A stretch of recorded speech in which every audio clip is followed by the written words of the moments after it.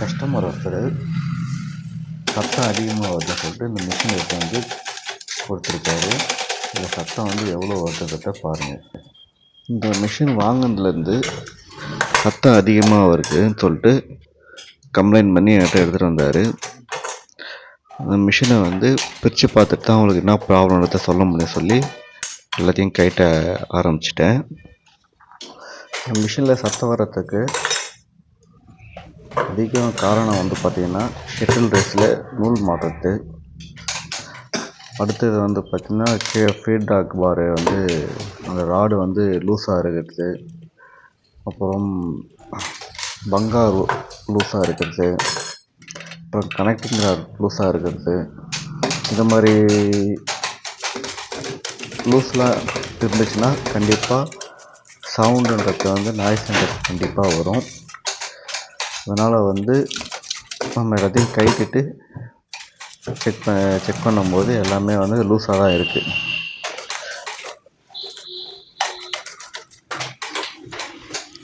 அதுவும் இல்லாத இந்த மிஷினில் வந்து மெயினாக ஆயில் போடலை. அவங்க தான் தைக்காதனால அந்த சவுண்டு அதிகமாக இருக்கிறதுனால ஆயில் போடாததுனால அந்த சவுண்டு வரலாம். அதனால் கம்பல்சரி வந்து மிஷினுக்கு வந்து ஆயில் போடணும். நிறைய பேர் வந்து தேங்காய் எண்ணெய் போடலாமான்னு கேட்குறாங்க. தேங்காய் எண்ணெய்லாம் போடக்கூடாது. நீங்கள் தேங்காய் எண்ணெய் போட்டிங்கன்னா மிஷின் வந்து டைட் ஆகிடும். உங்களுக்கு அன்றைக்கி வந்து ஸ்மூத்தாக போகிற மாதிரி இருக்கும். நீங்கள் கேப் விட்டு தைக்கும்போது அந்த மிஷின் வந்து திக்னஸ் அதிகமாக இருக்கிறதுனால காஞ்சிச்சுன்னா அப்படியே பிடிச்சிக்கும் உங்களுக்கு. அதனால் ஃப்ரீ ஆகாது, டைட்டாக தான் இருக்கும். அதனால் தேங்காய் எண்ணெய் யாருமே போடக்கூடாது. மிஷின் ஆயில் தான் வாங்கி போடணும். அதேமாதிரி ஃபீட்பேக்கில் வந்து பார்த்திங்கன்னா மந்த்லி ஒன்ஸாவது நீடில் பிளேட்டை கைட்டிட்டு அந்த ஃபீட்பேக்கில் இருக்கிற டஸ்ட்டெல்லாம் க்ளீன் பண்ணிங்கன்னா உங்களுக்கு வந்து துணியை வந்து ஸ்மூத்தாக தள்ளும். இல்லைன்னா உங்களுக்கு துணியை வந்து ஒரே இடமா ஊசி வந்து ஒரே இடமா குத்துற மாதிரி இருக்கும், துணியை தள்ளாது. இது மாதிரி பிரச்சனைலாம் வரும். அதனால் வந்து ஃபீட்பேக்கில் எப்போவுமே வந்து மந்த்லி ஒன்ஸ் வாட்டி அதை கைட்டி நீடில் பிளேட்டை கைட்டிட்டு ஃபீட்பேக்கில் உள்ள டஸ்ட்டை வந்து க்ளீன் பண்ணணும். அதேமாதிரி உங்கள் மிஷினை வந்து நீங்கள் யூஸ் பண்ணுறீங்க, யூஸ் பண்ணலை, ஒரு 5 நாளைக்கு ஒரு முறை இல்லை ஒரு மந்த்லி ஒரு முறையாவது நீங்கள் வந்து மிஷினை வந்து நல்லா துடைச்சி ஆயில் போட்டு ஒரு வேஸ்ட்டு துணி எடுத்து நல்லா துடைச்சிட்டு தச்சு பார்த்து எடுத்து வைங்க. அப்போ தான் அந்த மிஷின் வந்து நல்லா இருக்கும். இப்போ இதில் வந்து என்ன ப்ராப்ளம் பார்த்தீங்கன்னா அட்ஜஸ்ட்மெண்ட் ஸ்க்ரூ வந்து அந்த மேலே இருக்கிற அந்த போயிடுச்சு. அந்த த்ரெட்டு நெட்டு வந்து எல்லாம் அந்த சைடில் அதில் வந்து லூஸ் வந்து ஆகிட்டே இருக்குது. அதை கைட்டி பார்க்கும்போது தான் அது தெரியுது அது வந்து த்ரெட்டு போயிடுச்சுன்னு. அதுக்காக பதில் புது த்ரெட்டு ஸ்க்ரூ, அதாவது அந்த மாத்திரை டைட் பண்ணுறதுல அந்த ஸ்க்ரூ வந்து புதுசாக போட்டிருக்கு. அது போட்டு அட்ஜஸ்ட் பண்ணி அந்த லூஸ் இல்லாமல் மாட்டியாச்சு.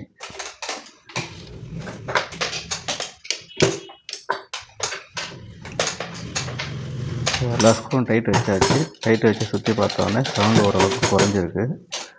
இப்போ ஆயில் எல்லா இடமே ஆயில் எங்கெங்கே போடுறதுன்றதை பார்த்துக்குங்க. நெக்ஸ்ட்டு நீங்கள் அந்த இடத்துல நல்லா க்ளீன் பண்ணிவிட்டு ஆயில் போடுங்க. ஏன்னா அந்த இடம்லாம் கம்பல்சரி ஆயில் போட்டால் தான் உங்களுக்கு அந்த சவுண்டுன்றது குறையும். இப்போ ஓரளவுக்கு சவுண்டு குறைஞ்சிருக்கு. அதுவும் நீங்கள் எந்த அளவுக்கு ஆயில் போடுறீங்களோ மிஷின் அந்தளவுக்கு நல்லா ஃப்ரீயாக சுற்றும். ஆயில் எங்கெங்கே போடுறன்றதை பாருங்கள். பார்த்து அந்த இடத்துலலாம் ஆயில் போடுங்க. அதுமாதிரி அந்த ஹோல்ஸ்லாம் மேலே இருக்கிற ஹோல்ஸ்லாம் போடும்போது க்ளீன் பண்ணிவிட்டு போடுங்க. நீங்கள் ஆயில் போட பார்த்தீங்கன்னா அந்த இடத்துல கொஞ்சம் டஸ்ட்டு உட்காந்துச்சுன்னா ஆயில் உள்ளே போகாது. அதனால் மேலே இருக்கிற ஹோல்ஸ் எல்லாம் போடும்போது அந்த ஹோல்ஸில் உள்ள டஸ்ட்டை க்ளீன் பண்ணிட்டு ஆயில் போடுங்க. பேக்கு இது கைட்டிட்டு ஆயில் போடுங்க. இப்போ ஓரளவுக்கு சவுண்டு குறைஞ்சிருக்கு. அடுத்தது வந்து இப்போ ஷட்டிலில் வந்து போடணும்.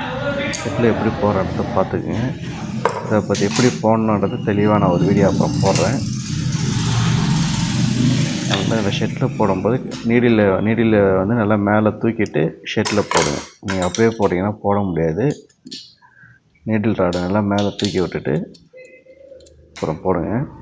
அதுமாரி போடும்போது கரெக்டாக உட்காந்துச்சா ஷட்டில் ரேஸ் கரெக்டாக உட்காந்துச்சான்னு பார்த்து ஃபுல் டைட்டு வைங்க.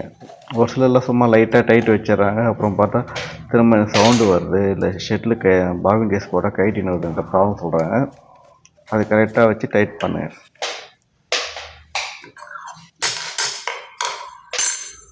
இப்போ இந்த மிஷினில் இந்த பிளேட்டு வந்து ஊசி அடித்து போயிடுச்சு, அது அந்த ஹோல்ஸு.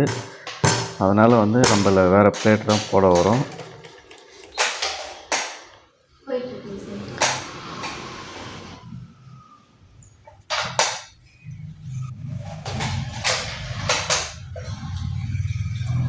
அதேமாதிரி நீடில் பிளேட்டு போடும்போது கரெக்டாக போடுங்க.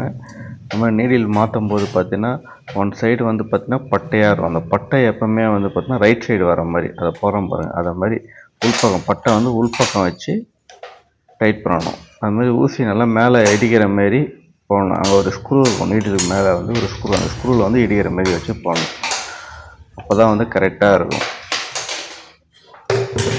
வந்து பார்த்தீங்கன்னா இதில் வந்து பார்த்தா நீடில் வந்து ரொம்ப கீழே இறங்கியிருக்கு. உங்களுக்கு தெரியுதான்னு தெரியல.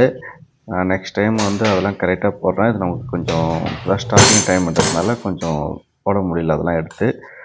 நெக்ஸ்ட் டைம் போடும்போது நீடில் அளவு எவ்வளோ இருக்குன்றத அதையும் நான் வீடியோ எடுத்து போடுறேன்.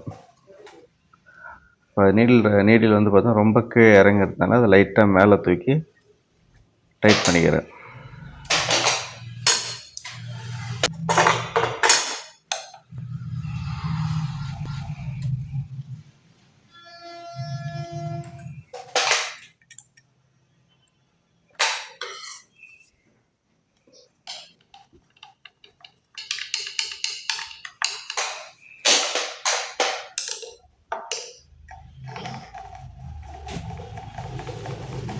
பிளேட்டு ஸ்க்ரூ நல்லா டைட் பண்ணிவிட்டு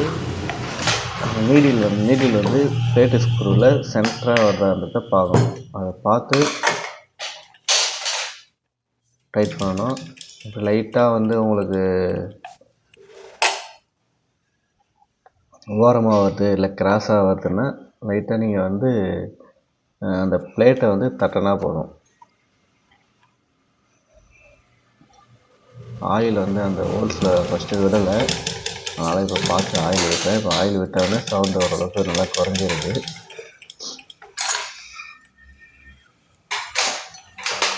அடுத்து வந்து ப்ரெஷர் போட்டு மாட்டணும்.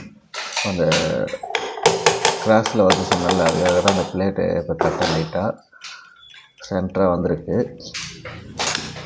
அடுத்து ப்ரெஷர் போட்டு மாட்டுது.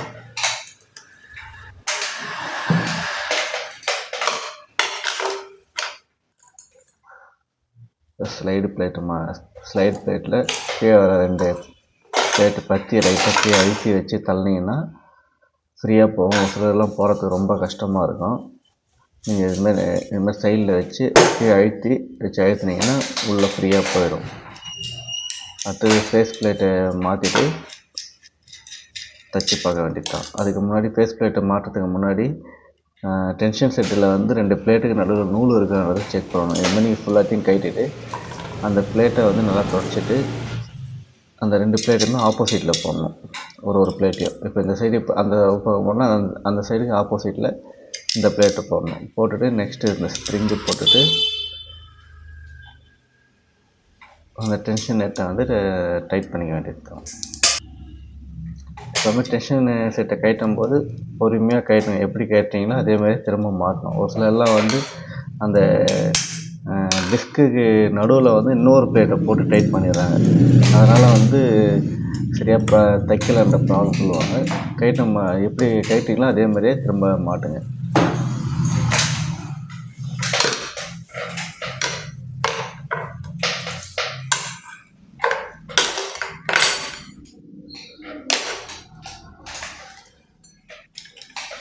சவுண்டு இப்போ நல்லாவே குறைஞ்சிருக்கு. அது இல்லாமல் இதுலேயே வர எக்ஸ்ட்ரா சவுண்ட்லாம் வருது. இந்த சவுண்டோட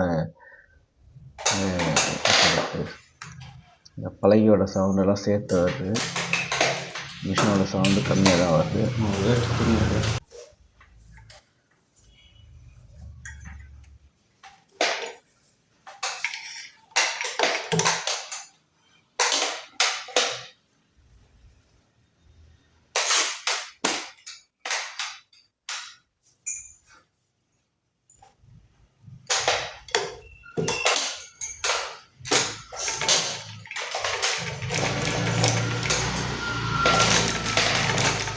கையால் தைச்சி பார்க்கும்போது நல்லாவே தைச்சிது, எதுவும் பிரச்சனை இல்லை. ஸ்டாண்டில் போட்டு தைச்சி பார்க்குற வீடியோ நான் எடுக்கலை, கையால் தைச்சது மட்டும்தான் பார்த்தேன். அதுவே ஓகே ஆகிடுச்சி.